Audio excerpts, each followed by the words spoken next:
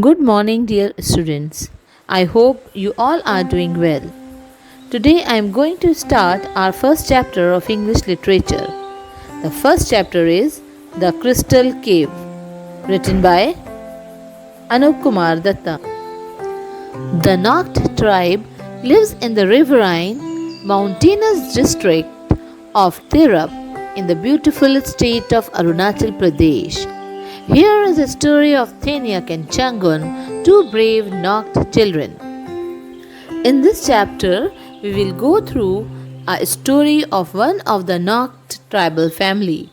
Their grandma tried to make them understand the importance of the salt. First, she made the broth without salt and made them taste the broth. They did not like it and said, "Yuck, it tastes awful." Then she added a little salt to the broth.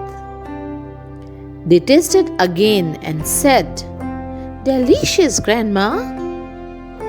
Grandma explained to them that it is salt which made the broth delicious. She told that Nakt salt is more precious than gold. She continued, their village was very rich in the past. They grew millet and paddy in their fields. Jungles gave them shrubs, ferns, and fruits. They got meat by hunting.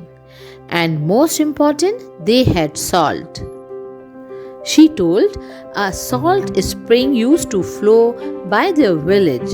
They made salt from it.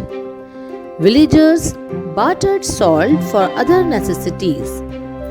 But unfortunately, the salt spring died up in one winter and they became very poor. Thenyak and Changun were very much inspired by the words of Grandma.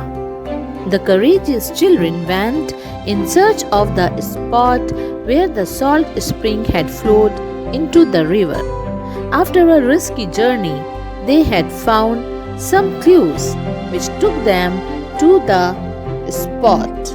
It was tunnel-like cave and it was natural salt mine.